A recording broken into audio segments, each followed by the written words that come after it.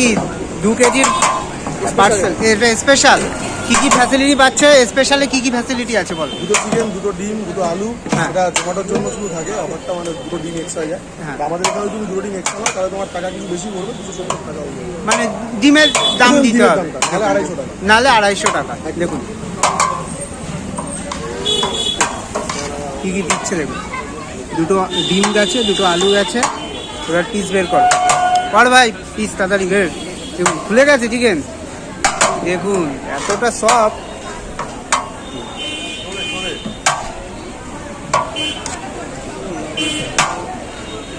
এই দেখুন ছোটো ছোটো পিস। এই চলে যাচ্ছে রাইস।